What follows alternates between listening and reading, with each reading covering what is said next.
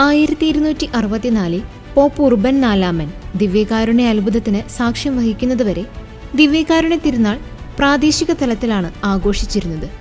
ദിവ്യകാരുണ്യ തിരുനാളിന് പിന്നാലെ പ്രാഥമിക പ്രചോദനങ്ങളിലൊന്നായി ലീച്ചിലെ വിശുദ്ധ ജൂലിയാന കണക്കാക്കപ്പെടുന്നുണ്ടെങ്കിലും അതിന്റെ സാർവത്രിക ആഘോഷത്തിലേക്ക് നയിച്ച ഒരു ദിവ്യകാരുണ്യ അത്ഭുതവും ഉണ്ടായിരുന്നു.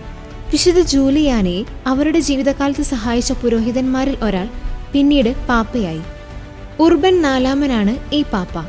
അദ്ദേഹം വന്ന് ഇറ്റലിയിലെ ഓർവിയോട്ടോയിൽ താമസിക്കുമ്പോൾ ബോൾസേനയിൽ നിന്നുള്ള ഒരു വൈദികൻ തനിക്കുണ്ടായ ദിവ്യകാരുണ്യ അത്ഭുതത്തെക്കുറിച്ച് സംസാരിച്ചു. ആ സമയത്ത് വൈദികൻ പരിശുദ്ധ കുർബാനയിൽ യേശുവിന്റെ യഥാർത്ഥ സാന്നിധ്യത്തെക്കുറിച്ച് നിരന്തരം സംശയാലുവായിരുന്നു.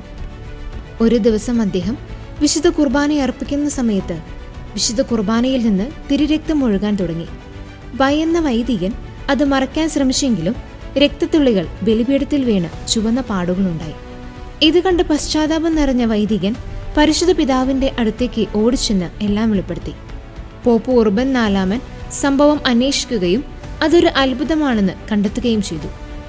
പ്രാദേശിക തലത്തിൽ ഇതിനകം ആഘോഷിച്ചിരുന്ന പരിശുദ്ധ കുർബാനയുടെ തിരുനാൾ കത്തോലിക്ക സഭ മുഴുവനിലും വ്യാപിപ്പിക്കേണ്ടതുണ്ടെന്ന് അദ്ദേഹം തീരുമാനിച്ചു. പരിശുദ്ധ ത്രിത്വത്തിന്റെ തിരുനാളിന് ശേഷമുള്ള വ്യാഴാഴ്ച ലോകം മുഴുവൻ പരിശുദ്ധ കുർബാനയുടെ തിരുനാളായി ആചരിക്കണമെന്ന് കൽപ്പിക്കുന്ന ഒരു ചാക്രിക ലേഖനം അദ്ദേഹം പ്രസിദ്ധീകരിച്ചു.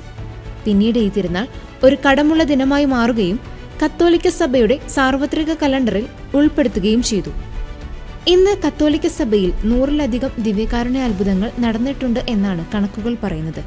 ഇതിൽ ഏറ്റവും അവസാനമായി സഭ അംഗീകരിച്ച ദിവ്യകാരുണ്യ അത്ഭുതം വിളക്കന്നൂരിലെ ദിവ്യകാരുണ്യത്തിൽ ഈശോയുടെ മുഖം തെളിഞ്ഞതാണ്. ഇന്ത്യയിലെ ആദ്യത്തെ ദിവ്യകാരുണ്യ അത്ഭുതം കൂടിയാണിത്.